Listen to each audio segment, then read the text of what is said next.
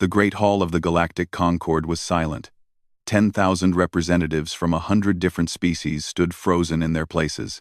Their eyes, some with 3 pupils, some glowing with inner light, some as dark as the void itself, all stared at the massive screen that covered the entire wall. On that screen was a message. It came from the edge of known space.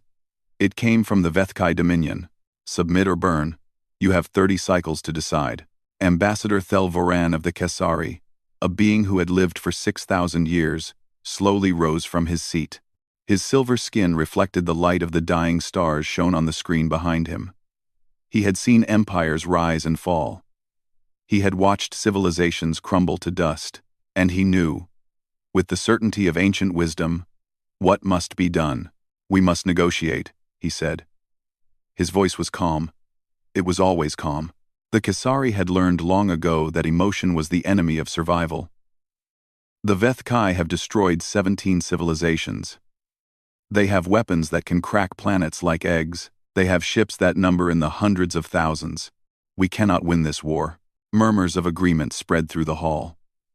The elder races nodded their ancient heads. They had lived for millennia by knowing when to fight and when to bend. This was a time to bend. But then a voice cut through the whispers.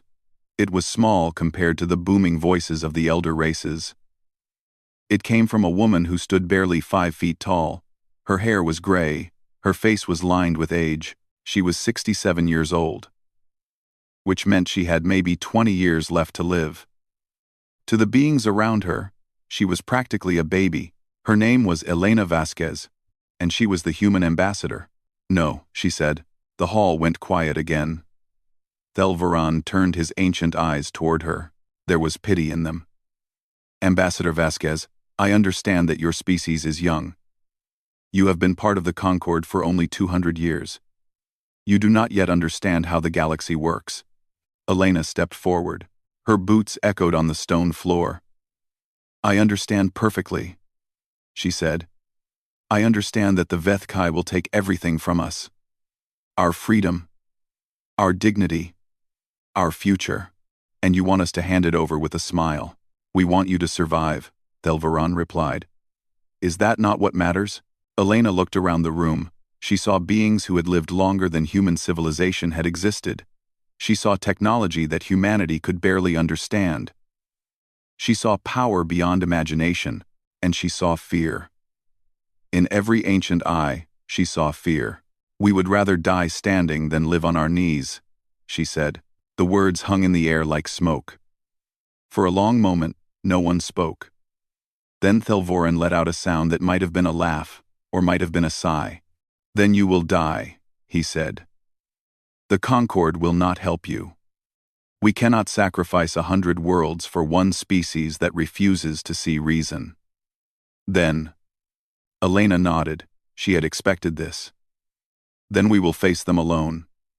Ah. She turned and walked out of the hall. Her footsteps were the only sound. Behind her, the elder races watched her go. Some felt pity. Some felt confusion. None felt hope. The Vethkai received their answer 3 cycles later. The human government sent a single message. Come and take it. Supreme Arbiter Jalvek read the message in his command chamber aboard the Worldbreaker, the largest ship ever built. He was over 3,000 years old. He had personally overseen the destruction of 11 civilizations. He had never lost a battle. He read the human message twice, then did something he had not done in centuries. He laughed. Change course, he ordered. We go to Earth first. Let us show the galaxy what happens to those who do not know their place. The Worldbreaker fleet, 40,000 ships strong, turned toward a small blue planet on the edge of nowhere. The journey would take 30 cycles. Plenty of time for the humans to regret their foolish pride. On Earth, people looked up at the sky and waited. The news had spread across the planet in hours. The Vethkai were coming. The most powerful military force in the galaxy was coming to destroy them, and no one was coming to help. Governments met in secret. Generals planned in bunkers. Scientists worked through the night. And ordinary people did what humans had always done in times of great danger. They held their families close. They told stories of hope. They refused to give up. In the cities, recruitment centers were overwhelmed. Young people and old people stood in lines that stretched for miles. They did not know if they could win. They did not know if they would survive. But they knew they would fight.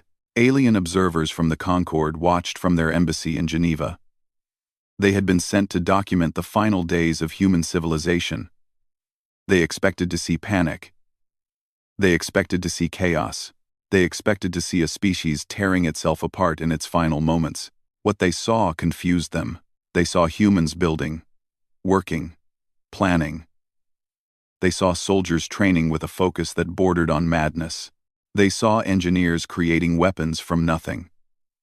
They saw ordinary people donating food, supplies, and time. They saw children learning to tend wounds and grow food. They saw no surrender. They saw no despair. One observer, a young Kessari named Velven, sent a message back to his superiors. "I do not understand these beings," he wrote. "They know they cannot win. The mathematics are clear. And yet they prepare as if victory is certain. Is this madness? Or is this something else?" He received no reply. His superiors had no answer. 20 cycles passed. The Worldbreaker fleet grew closer. Human telescopes could now see the light of their engines. A false sunrise on the wrong side of the sky. Elena Vasquez stood in the command center of Earth Defense Command. Around her, screens showed the positions of human ships. 2,000 vessels against 40,000. The numbers were not just bad, they were impossible. A young officer approached her. "Ambassador, the fleet is in position. We are ready." Elena nodded. She looked at the screen, showing the approaching enemy. 40,000 points of light, each one capable of destroying a city. "Do you think we can win?" the officer asked. Elena was quiet for a moment. Then she smiled. It was not a happy smile. It was the smile of someone who had made peace with whatever was coming. "I think we can make them remember us," she said. "And sometimes, that is enough." The first Vethkai ships entered the solar system. The Battle of Sol was about to begin. And the galaxy was watching. No one expected what would happen next. The first wave of Vethkai ships came through the outer reaches of the solar system like a river of fire. There were 10,000 of them in the first wave alone. Each ship was the size of a small city. Each one carried enough weapons to turn a moon to dust. Supreme Arbiter Jalvek watched from the bridge of the Worldbreaker. His 4 eyes scanned the tactical display with the patience of someone who had seen this scene play out many times before. The humans had positioned their fleet near the 4th planet. The red one they called Mars. 2,000 ships arranged in defensive formations. Primitive. His second-in-command observed. They fight like the Kethrani did. Formation. Warfare. Predictable. Jalvek nodded slowly. "Send the first wave. Let us finish this quickly." 10,000 Vethkai warships surged forward. Their weapons powered up with a sound like thunder. The distance between the fleets closed rapidly. In minutes, it would all be over. And then something strange happened. The human fleet broke apart. Ships scattered in every direction like seeds blown by the wind. There was no pattern. No formation. Just chaos. Jalvek leaned forward. "What are they doing?" The Vethkai ships tried to track their targets, but the humans were moving too fast, too randomly. They darted between asteroids. They used the gravity of moons to change direction. They flew in ways that should have torn their ships apart. The first Vethkai ship exploded. Then another. Then 10 more. Human vessels appeared from nowhere, fired their weapons, and vanished before the Vethkai could respond. They attacked from above, below, behind. They used the sun's light to blind sensors. They hid in the radiation belts of giant planets. Jalvek stared at the display. In 3,000 years of warfare, he had never seen anything like this. How are they doing this? The answer came from his tactical officer, whose voice was shaking. "They are making decisions too fast, Supreme Arbiter. Our targeting systems cannot predict their movements. By the time we calculate where they will be, they are already somewhere else. The battle raged for hours. The Vethkai had numbers and firepower on their side. But the humans had something else. Something that could not be measured by computers or predicted by ancient wisdom. They had desperation. And desperation made them creative. Captain James Chen commanded the destroyer, Relentless. His ship was small, barely 100 meters long.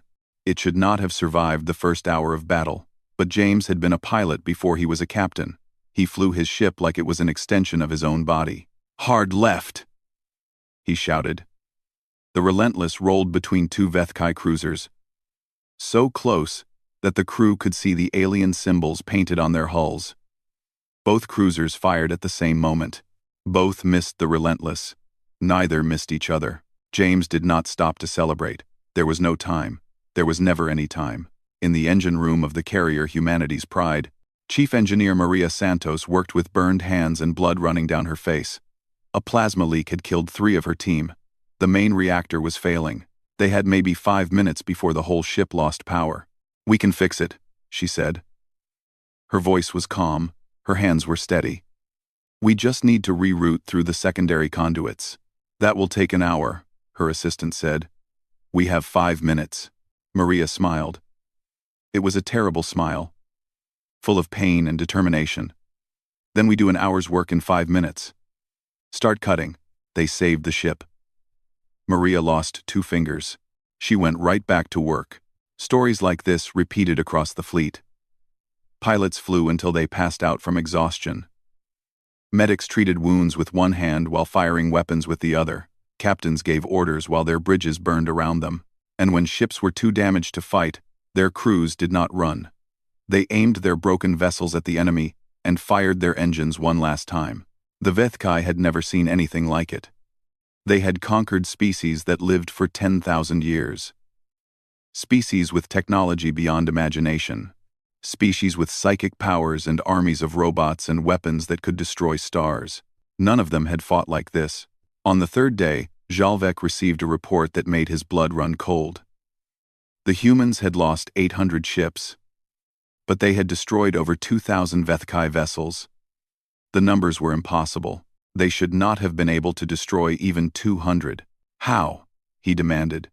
"How are they doing this?" His tactical officer had no answer. The computers had no answer. The answer was something that could not be calculated. The humans were not fighting to win. They were fighting to hurt. Every pilot, every captain, every soldier knew they would probably die. And they had accepted it. That acceptance freed them. It made them dangerous in ways that the long-lived Vethkai could never understand. On the 5th day, the Vethkai began to feel something unfamiliar. It was not fear. Exactly. The Vethkai did not feel fear. But it was close. It was the uncomfortable feeling of facing an enemy that did not follow the rules. On the 7th day, the human fleet was almost gone. Of 2,000 ships, only 300 remained. They were battered, burning, held together by nothing but willpower and emergency repairs. The Vethkai still had over 30,000 ships. The math was clear. It was over. Jalvek prepared to give the final order. His fleet would sweep away the remaining human ships and then move on to Earth. The planet would be destroyed as an example. The other species of the Concorde would see what happened to those who resisted. And then something strange happened again. Every human ship went dark. Their engines stopped. Their weapons powered down. Their lights went out. They drifted in space like dead things. The Vethkai watched in confusion. Had the humans given up? Had their ships failed? Were they surrendering? Jalvek waited. Minutes passed. Nothing happened. "Scan them," he ordered. The scans came back strange. The ships were not dead. Their reactors were still running. Their crews were still alive. They were just waiting. Across the human fleet, in every remaining ship, a message appeared on every screen. It was 2 words long. Prometheus Protocol. Authorized. Captain James Chen read the words. He had heard rumors about Prometheus. Everyone had. But he never believed they were real. He looked at his crew. They looked back at him. And for the first time in 7 days, they smiled. "What is Prometheus?" his first officer asked. James turned back to his console. Somewhere far away, in the dark spaces between stars, something was waking up. "Hope," he said. "Prometheus is hope." The galaxy was about to learn that humanity had been hiding something. And when that something emerged, everything would change.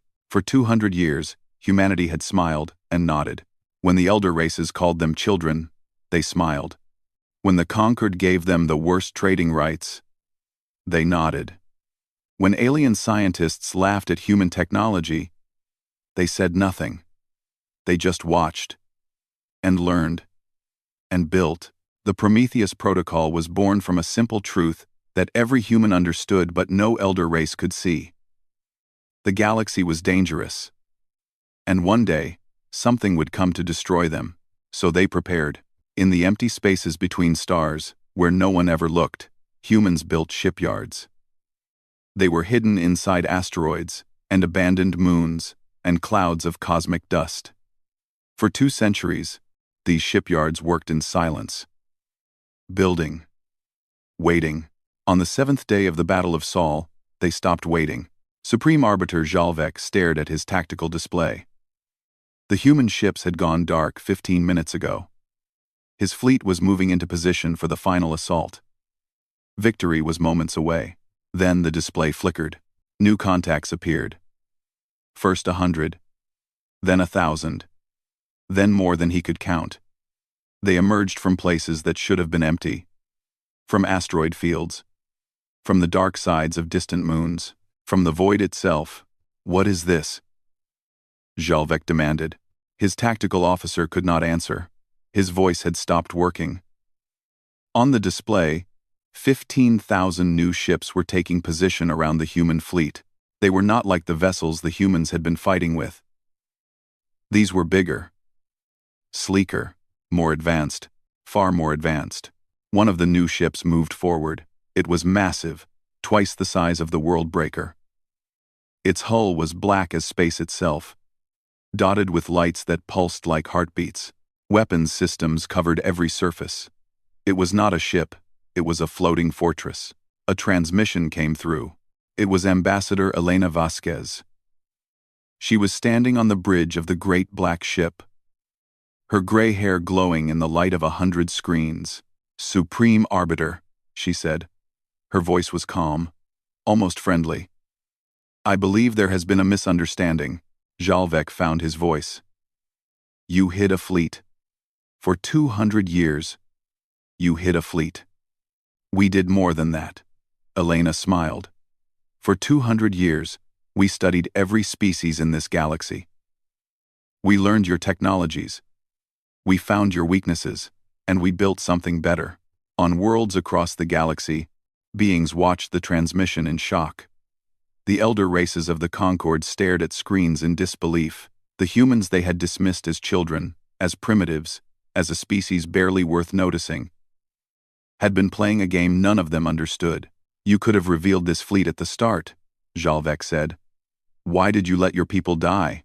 Elena's smile faded. "Because we needed you to think you were winning. We needed you to commit your forces.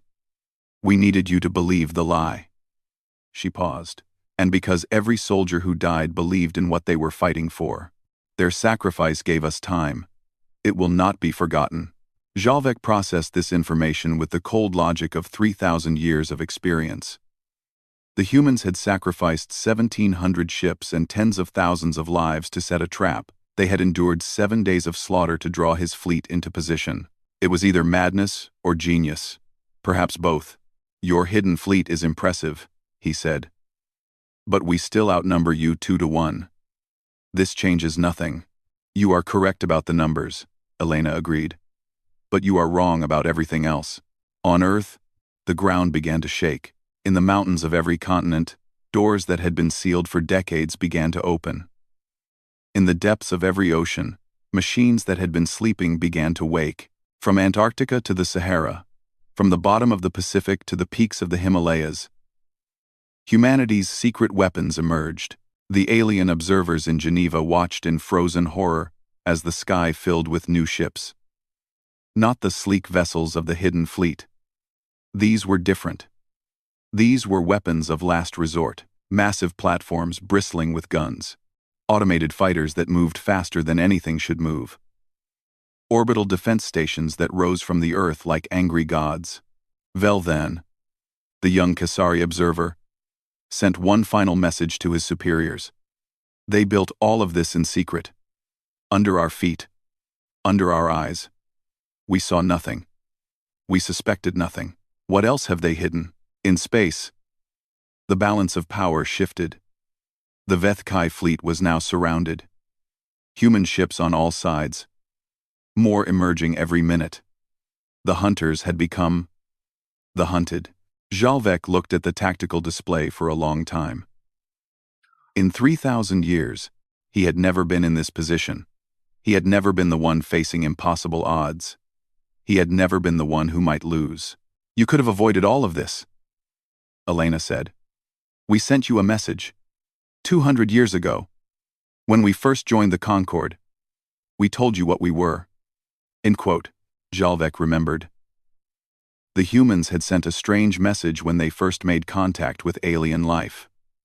Most species sent greetings of peace or offers of trade. The humans sent something different. They sent their history. Wars, disasters, plagues, the fall of empires and the rise of new ones. Millions of years of struggle and suffering and survival. And at the end, a simple statement. We are still here. At the time, the elder races had laughed. What a strange way to introduce themselves. What a primitive people, so proud of their painful past. Now Jalvek understood. It was not pride, it was a warning. You are a species born from struggle, he said slowly. Every challenge makes you stronger. Every defeat teaches you something new. You do not break under pressure. You transform. Elena nodded. Now you understand. The Supreme Arbiter looked at his fleet. 30,000 ships. The greatest military force in the galaxy. And for the first time, in his impossibly long life, he was not certain of victory. What happens now? He asked. Elena's eyes were hard as steel. Now you have a choice. You can retreat. Take your fleet and go back to your empire. Never return to this part of space, or you can fight. She leaned forward. But I promise you this. If you fight, we will not stop until one of us is completely destroyed. And we have been practicing destruction for a very long time. The transmission ended. The two fleets faced each other across the void. Jalvek made his decision. All ships, he commanded. Attack. The real battle was about to begin. The galaxy had never seen a battle like this. 30,000 Vethkai warships clashed with 15,000 human vessels in a storm of fire and light that could be seen from distant stars. Space itself seemed to burn. Debris fields grew like expanding clouds. The darkness between planets was filled with the flash of weapons and the silent explosions of dying ships. But something was different now. Something had changed. The humans were not just fighting. They were winning. Every time the Vethkai tried a tactic, the humans countered it. When the Vethkai formed defensive lines, human ships slipped through the gaps. When the Vethkai spread out, human forces concentrated and broke them apart. When the Vethkai retreated to regroup, the humans followed and gave them no rest. Supreme Arbiter Jalvek watched his fleet crumble with growing disbelief. His commanders were following the same strategies that had conquered 17 civilizations, but the humans adapted faster than any species he had ever encountered. How are they doing this? He demanded. We have 3,000 years of military experience. They have only existed for a moment. His tactical officer pulled up the battle data.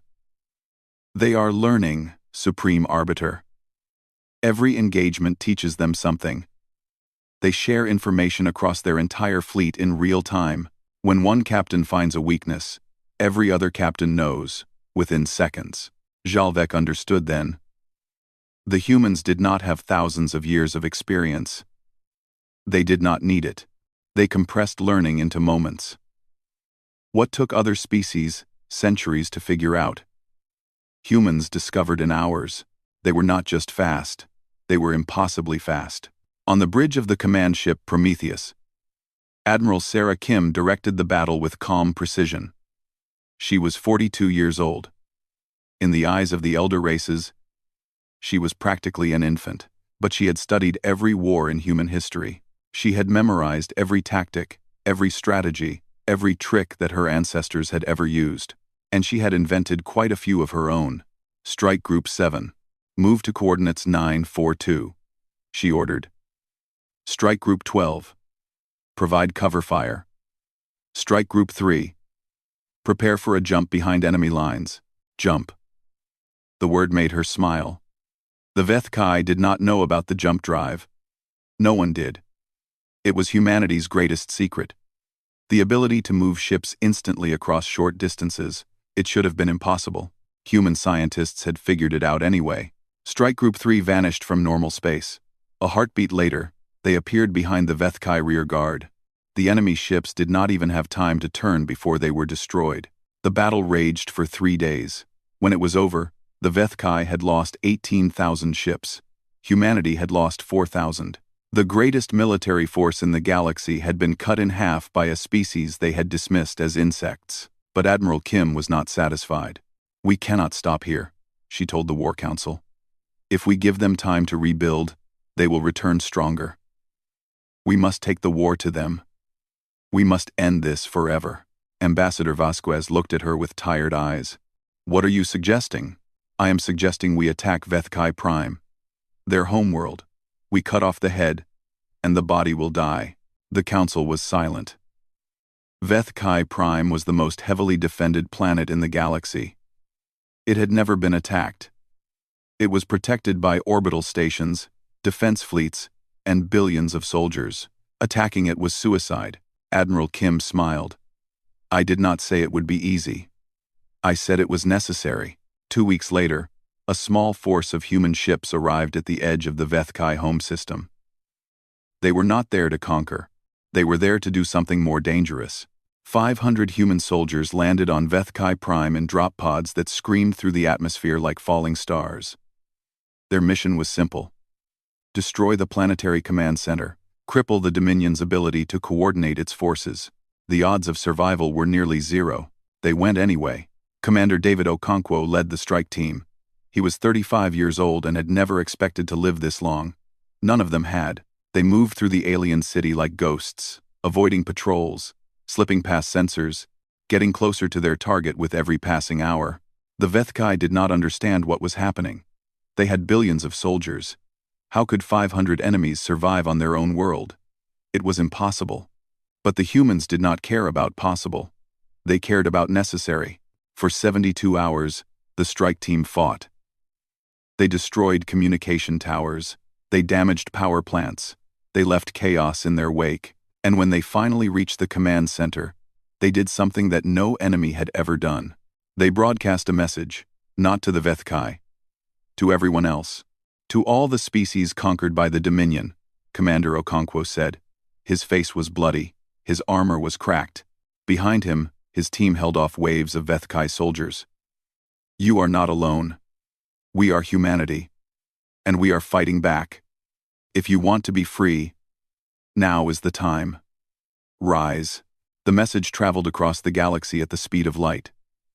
It reached 17 conquered worlds, 17 species who had given up hope, 17 civilizations who had accepted their chains, and one by one, they rose.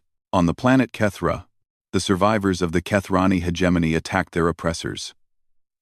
On the frozen world of Velthen, the remnants of a proud people sabotaged Vethkai mining operations. Across the Dominion, fires began to burn. Supreme Arbiter Jalvek received the reports in his command chamber. His empire was collapsing. His fleet was broken.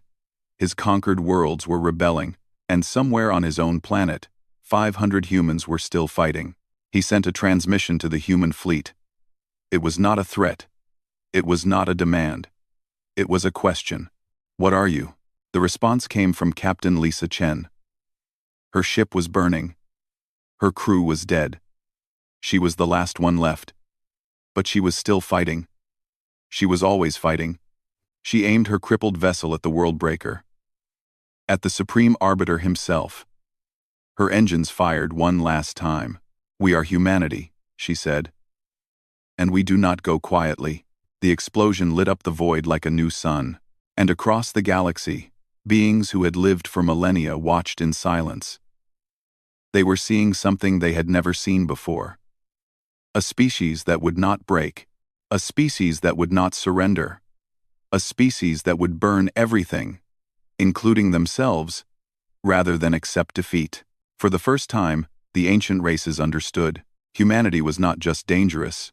Humanity was inevitable. The war ended not with a bang, but with a silence. Supreme Arbiter Jalvek stood in the ruins of his command chamber. The Worldbreaker was dead, crippled by Captain Chen's final sacrifice. His fleet was scattered. His empire was burning, and for the first time in 3,000 years, he had nothing left to give. He sent one final transmission, not to his forces, to humanity. "We surrender." The words echoed across the galaxy. The Vethkai Dominion, the most powerful empire in known space, the force that had destroyed 17 civilizations, was finished. They had met something they could not conquer. They had met something they could not break. They had met humanity. On Earth, people poured into the streets. They cried and laughed and held each other. They had survived. Against all odds, against every prediction, against the cold mathematics of war, they had survived. But the celebration was mixed with grief. Hundreds of thousands had died. Ships that would never return. Soldiers who would never come home. Families that would never be whole again. Elena Vasquez stood at the memorial wall in Geneva. Thousands of names were carved into the black stone. Each name was a life. Each life was a story that would never be finished. She touched the wall gently. "We won," she whispered. "I hope it was worth it," a voice answered from behind her. It was. She turned. A young Kasari stood there. Velven, the observer who had watched humanity's preparation with confusion and fear. He looked different now. The pity was gone from his eyes. Something else had taken its place. "My people have lived for hundreds of thousands of years," he said. "We have seen empires rise and fall. We have watched species come and go like seasons. And in all that time, we have never seen anything like your kind." Elena said nothing. She waited. "The elder races thought you were children," Velden continued. "We thought your short lives made you weak. We were wrong." He paused. "Your short lives are your greatest strength. You do not have time to be afraid. You do not have time to hesitate. You burn bright because you know the flame will not last forever." Elena looked back at the memorial wall. "We burn bright because we must," she said. "If we do not, the darkness wins." 3 months later, the Galactic Concord held its first meeting since the war began. The Great Hall was filled once again with representatives from 100 species. But everything was different now. The elder races no longer sat in the high seats. They stood on equal ground with everyone else. And at the center of the hall, where the Kasari had once held court, stood a small gray-haired woman from a small blue planet. Ambassador Elena Vasquez looked at the assembled beings. She saw fear in some eyes, hope in others, curiosity in most. They were all waiting to see what humanity would do with its victory. They expected conquest. Every species that had ever won a great war had used that victory to dominate. It was the way of the galaxy. The strong ruled. The weak served. It had always been this way. "I know what you are thinking," Elena said. Her voice was soft, but it carried to every corner of the hall. "You think we will become the new masters. You think we will do to you what the Vethkai did to others." She paused. The silence was complete. "You are wrong." She stepped forward. "We did not fight to rule. We fought because no one else would. We fought because the Vethkai would have destroyed everything. We fought because sometimes someone has to stand up and say no." She looked at the Vethkai representatives. They were few now. Their proud empire reduced to a shadow of its former self. But they were still here. Still alive. We could destroy you, Elena told them. We could take your worlds. We could enslave your people. We could do everything you did to others. She shook her head. But that is not who we are. That is not what we fought for. She turned back to the assembly. Humanity offers the galaxy something new. Not empire. Partnership. We will share our technology. We will protect those who cannot protect themselves. We will build something better than what came before. A voice called out from the crowd. It was Thel Varan, the ancient Kesserai who had once advised humanity to surrender. Why? You have the power to take everything. Why give it away? Elena smiled. It was a tired smile, but it was real. Because power is not the point. It never was. She spread her hands. We are a young species. We will not live to see what the galaxy becomes 1,000 years from now, but we can plant seeds. We can build foundations. We can give the future a chance. She looked at the memorial list on her data pad. The names of the dead. The price of victory. They did not die so we could become tyrants, she said. They died so that everyone could be free. And we will honor their sacrifice. Not with conquest. With kindness. The hall was silent for a long moment. Then, slowly, something remarkable happened. The Kasari began to bow. Then the other elder races. Then the younger species. Then even the defeated Vethkai. One by one, they showed respect to the small gray-haired woman and the species she represented. Not because humanity was powerful, but because humanity was good. In the years that followed, the galaxy changed. The Concord became something new, something better. Species that had been enemies for millennia learned to work together. Technology was shared freely. Wars became rare. Hope became common. And everywhere, on every world, in every language, beings told the same story. The story of a young species that faced impossible odds. A species that refused to surrender. A species that won the greatest war in galactic history. And then chose mercy over revenge. The story always ended the same way. When the darkness came, the ancient races calculated their survival. They counted their ships and measured their odds and prepared to submit. But the humans chose to burn. They burned bright and fierce and beautiful. They burned until the darkness itself was afraid. And when the fire finally faded, they did not use the ashes to bury their enemies. They used them to grow something new. That was humanity's true power. Not their ships, not their weapons, not their secret fleets or hidden technologies. Their true power was the fire that burned within them. The fire that said no to tyranny. The fire that chose hope over fear. The fire that proved, once and for all, that a short life lived with courage is worth more than an eternity spent in chains. The galaxy would remember many things about the war with the Vethkai, but they would never forget the moment humanity's true power ignited. And they would never forget what that fire built, a future worth living. For everyone.